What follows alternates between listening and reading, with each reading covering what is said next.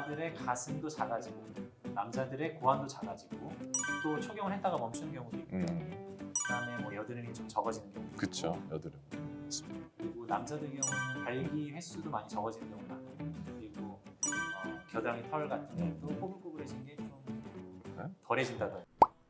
안녕하세요. 모던랩의 이철입니다. 안녕하세요. 소아과 전문의 강영구입니다. 원장님 안녕하세요. 안녕하세요. 자주 뵙네요 요즘에. 너무 자주 뵙죠. 네.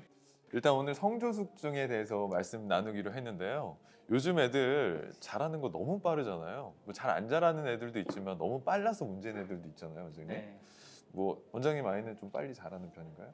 저희 아기는 아직 30개월도 안 돼서 뭐 빨리 네. 자라냐 못 자라냐 그렇게 그렇군요. 얘기하기도 좀 부끄럽네요. 요즘에 성장 속도가 진짜 빨라서 놀라기도 하는데 또래보다 비정상적으로 빠를 때는 요즘 어머님들의 화두가 된 단어들이 있어요. 바로 성조숙증인데요. 이 성조숙증에 대해서 좀 물어보겠습니다. 원장님, 성조숙증과 성장은 어떤 관계가 있나요? 일단 성조숙증과 성장은 굉장히 밀접한 관련이 있어요. 성조숙증에 대해서 일단 정의에 대해서 말씀을 드릴게요. 성조숙증은 이제 여아의 경우에는 만 8세 이전, 8세 이전. 남아의 경우에는 만 9세 이전에 성숙 증상이 오는 거예요. 성숙 증상이라는 건 뭐 유방에 멍울이 잡힌다든지 고환이 커진다든지 이런 증상이거든요. 근데 그 나이 기준이 8세, 9세라는 거죠. 8세, 9세. 네, 근데 보험 기준은 이제 9세, 10세긴 한데 이제 성조숙증의 교과서적인 정의는 8세, 9세입니다. 그러면서 골 연령, 그러니까 성장판을 재서 뼈나이를 재는데 그 뼈나이가 자기 나이보다 1세 이상 앞서 있는 경우, 이런 경우 이제 성조숙증이라고 볼 수 있고요. 성조숙증의 원인을 좀 따져보자면 여러 가지가 있는데 크게 나눠보자면 중추성, 말초성 이렇게 나눌 수 있어요. 근데 이 중추성, 말초성을 얘기하려면 뇌에서 나오는 호르몬, 그 다음에 정서와 난소인 이 성선에서 나오는 호르몬과의 관계를 먼저 알 필요가 있는데 이걸 영어로 HPA 엑시스라고 해요. 그렇죠. 네. 시상하부, 뇌하수체, 그리고 성선 이 세 가지가 하나의 축을 이루고 있다. 이 축에서 뇌에서 호르몬이 나오고 성선, 그러니까 정소랑 난소에 영향을 줘서 여기서 에스트로겐이나 테스토스테론 같은 네. 성 호르몬이 나와서 사춘기에 들어간다라고 이제 알려져 있는 건데 이 HPA 엑시스가 너무 과도하게 활발하게 이루어지는 경우를 중추성이라고 하고요. 이 HPA 엑시스랑 상관없이 그냥 병이 생기거나 나중에 아무런 이유 없이 생기는 경우가 이제 말초성이라고 하고요. 중추성 성조숙증 같은 경우에는 아주 무서운 질환이 하나 있어요. 뇌하수체 종양 또는 이제 뭐 두 개의 누종 같이 이제 뇌하수체 같은데 이제 영향을 줄 수 있는 종양이 생긴 경우에는 중추성으로 성조숙증이 올 수 있습니다. 근데 사실 빈도수가 매우 적죠. 그래서 대부분은 거의 특발성 성조숙증이라고 생각을 할 수 있는데 이 특발성 성조숙증은 신체적인 질환이 없이 그냥 이 HPA-X가 갑자기 많이 돌아가는 거예요. 돌아가는 원인은 알려져 있는 게 몇 가지 있는데 하나는 비만, 너무 스트레스를 받았을 경우, 환경 호르몬에 노출이 많이 된 경우, 이런 경우에 이제 특발성 성조숙증을 유발할 수 있는 요인으로 알려져 있습니다. 그 외에 이제 말초성 성조숙증으로는 뭐 고환에 종양이 생겼다든지, 난소에 낭종이 생겼다든지, 아니면 외부에서 외인성 에스트로겐을 너무 많이 주입했다든지, 아니면 메콘 알브라이트 증후군이라는 이제 유전병에 걸렸다든지, 이제 이런 흔하지 않은 질환에 걸렸을 때 이제 말초성 성조숙증이라고 합니다. 그래서 결론적으로 우리가 주의 깊게 봐야 되는 거는 중추성 중에서도 특발성 성조숙증이고 이거에 우리가 집중을 해서 성조숙증 억제 치료를 한다든지 해야 하는 거죠. 그렇죠. 그러니까 성장이 빨리 되면 될수록 그 아이가 뭐 성조숙증이랑 연관이 있다 이렇게는만은 볼 수는 없는 것 같네요. 예, 그렇죠. 어쨌든 성조숙증은 그럼 어떤 검사를 하나요? 네. 우리 아이가 뭐 가슴이 커졌어요. 뭐 우리 아이가 뭐 갑자기 키가 너무 많이 자라요. 성조숙증이 걸린 거 아닌가요? 하고 이제 그렇죠. 어머님도 많이 물어보시죠. 클리닉에 많이 오세요. 여러 가지 검사를 하게 되는데 보통 크게 5가지로 나눌 수 있어요. 5가지. 근데 이 5가지를 처음에 오자마자 다 하시는 건 아니고요. 차례차례 하게 됩니다. 첫 번째는 지난 영상에서도 이제 성장 호르몬 클리닉에 설명을 드릴 때도 설명을 드렸지만 일단 골 연령을 재야 돼요. 그래서 성장판 일단은 검사. 성장판 검사를 하고요. 두 번째로는 성숙도를 체크를 합니다. 그래서 이거는 테너 스테이지라고 하는데요. 테너 스테이지 1에서부터 5까지 있는데 테너 스테이지 1은 아직 사춘기에 들어서지 않은 이제 우리 어린아이의 이제 몸 상태를 말하고 테너 스테이지 5 같은 경우에는 성숙이 완전히 이루어진 성인의 몸을 뜻합니다. 테너 스테이지 2, 3, 5 같은 경우에는 사춘기 초기, 중기, 후기로 나눠볼 수 있겠죠. 여자 같은 경우에는 테너 스테이지 2에서 보통 유방에 멍울이 생기기 시작하고요. 2에서 2년 반 정도 뒤에 생리를 하게 되죠. 그리고 테너 스테이지 2, 3 정도에서 급성장을 하게 됩니다. 남아 같은 경우에는 테너 스테이지 2에 고환이 커지기 시작합니다. 고환의 용량이 4cc 이상이 되고 직경이 2.5cm가 넘게 되는데요. 테너 스테이지 3, 4에서 급성장을 이루게 되고 겨드랑이 털이 나면서 키 성장을 마무리하게 됩니다. 그래서 우리 아이가 성숙도가 즉 테너 스테이지가 1, 2, 3, 4, 5 중에 어디에 속하는지 이제 검사를 해야겠죠. 세 번째는 테너 스테이지 검사에 이어서 초음파 검사를 할 수 있는데요. 그렇죠. 네.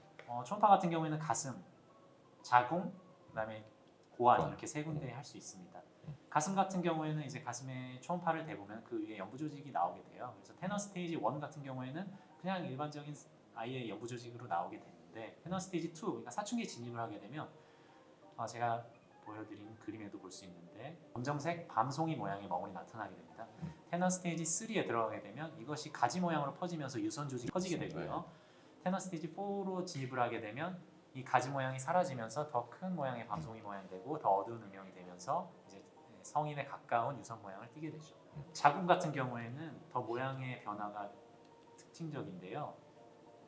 사춘기 전 후에 따라서 모양이 달라져요. 사춘기 전에는 모양이 납작한 모양이었다가 튜브 모양이었다가 사춘기에 들어서면서 곰봉 모양으로 바뀌게 됩니다. 사춘기 전에는 자궁의 길이가 3.5cm가 안 되는데 사춘기에 들어서면서 길이가 4cm 이상이 되고요. 두께 같은 경우에는 1.5cm를 기준으로 사춘기 이후에 1.5cm로 더 크게 되고 사춘기 이전에는 1.5가 잘 안 되게 되죠. 그래서 이런 초음파를 통해서 검사를 해야만 이 아이가 테너 스테이지 2인지 3인지 4인지 정확하게 알 수 있다는 거고, 또 고환 같은 경우에도 위험한 질환을 감별을 할 수 있어요. 초음파를 통해서 뭐 레이딩 셀 튜머, 아니면 욕색 튜머 이런 것들을 고환에다 직접 초음파를 대서 감별을 할 수 있습니다.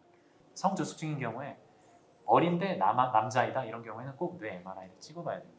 자, 여기까지 오는데 힘드셨죠? 자, 이제 네 번째 검사인데요. 네 번째 검사는 혈액 검사예요. 혈액 검사로는 뇌하 수치 호르몬 FSH나 LH를 재게되고 성 호르몬인 에스트로겐을 재게됩니다. LH와 FSH, 에스트로겐 중에 에스트라디올, 약자로 E2라고 하는데 이 세 가지가 제일 중요하고요. 보통 사춘기 전에는 LH가 0.1 이하가 뜨게 되고요. FSH는 2 이하, E2는 10 이하로 뜨게 됩니다.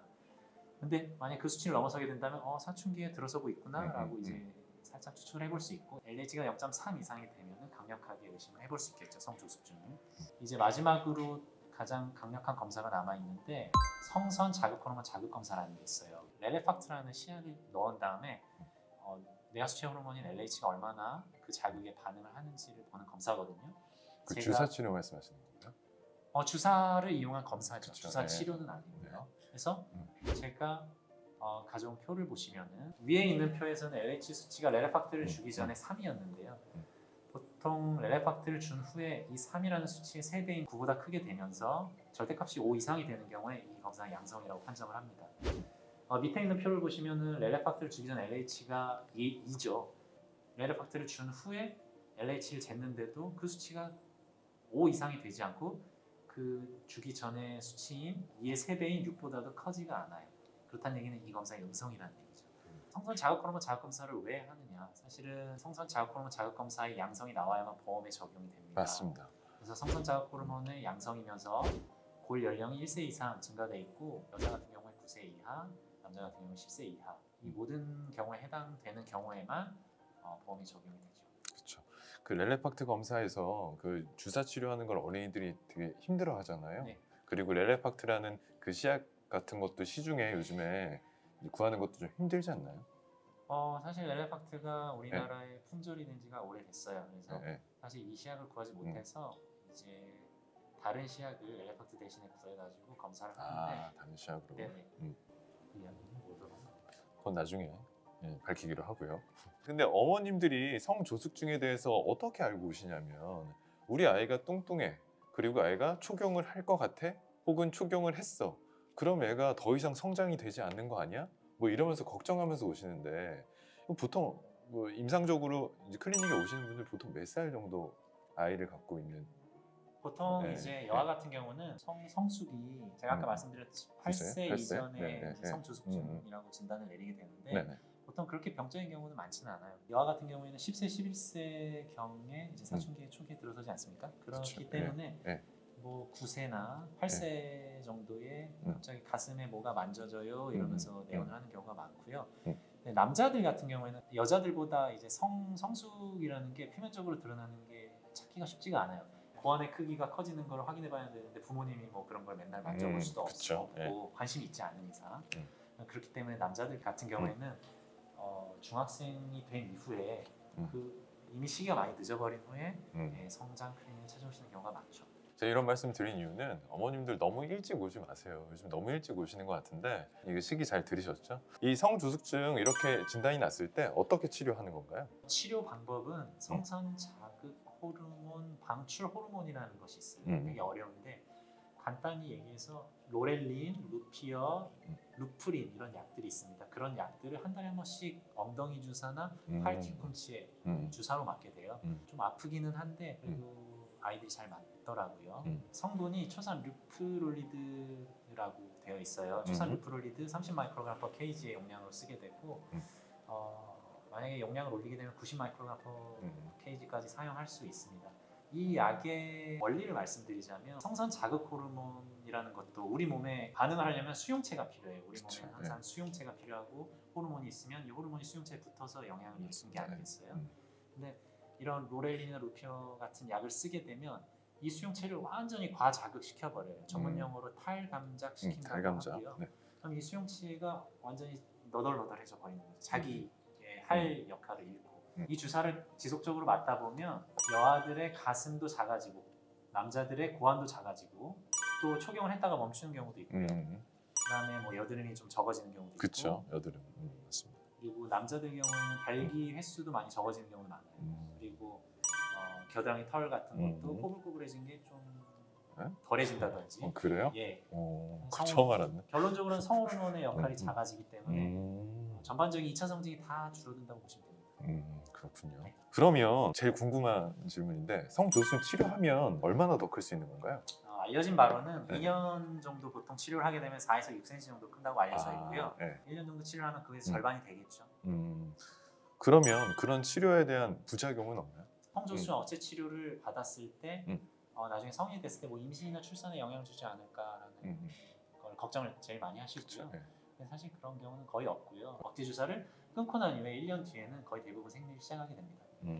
그리고 알려진 바로는 골밀도가 좀 감소한다고 알려져 있어요. 그래서 여자 같은 경우는 여성 호르몬과 관련돼서 골밀도가 좀 감소할 수 있는데 일시적이고요.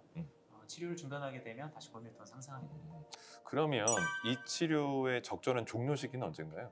이것도 사실 네. 의사랑 환자가 굉장히 네. 상담을 통해서 결정을 해야 되는 문제인데 이제 평균적으로 말씀드릴게요. 여자 같은 경우에는 만 11세, 고려연령으로 봤을 때 12세. 남아 같은 경우에는 만 12세, 고려연령으로 봤을 때 만 13세 정도에 하게 되고 이제 치료를 그만하게 되면 아까도 말씀드렸지만 1년 반 정도 뒤에 초경을 하게 됩니다. 이제 자녀 키가 크게 되는데요. 남자 같은 경우에는 아까 말씀드렸듯이 골 연령이 13세 정도에 이제 중단을 하게 되면 급성장이 아직 남아 있어요. 그래서 급성장을 하게 되는데 여아 같은 경우에는 고려연령으로 봤을 때 12세 정도에 이제 스탑을 했다. 그런 경우에는 자녀 성장이 좀 적을 수 있고 11세에 스탑을 했다 그러면 아직 급성장하는 시기가 많이 남아 있을 수 있어요. 그래서 그거는 상황에 따라서 다르고 자녀 키가 얼마나 남았는지는. 일단 어머님들 궁금증이 많이 풀리셨는지 모르겠어요. 성조숙증을 요즘에 인터넷에 너무 많이 있으니까 너무 빨리 병원을 찾아서 상담하시는 분들이 있는데 굳이 그럴 필요는 없을 것 같아요. 하지만 지금 들으신 대로 적절한 시기에 그 증상이 있다면 반드시 오셔서 검사 한번 받아보시고 치료의 부작용도 그렇게 많지는 않은 것 같으니 그리고 부작용 없죠, 원장님? 부작용 거의 없어요. 어쨌든 그런 것 같으니 치료 받고 검사 받고 이렇게 하셨으면 좋겠습니다. 오늘은 성조숙증에 대해서 알아봤는데요. 여러분 궁금증 많이 풀리셨는지 모르겠어요.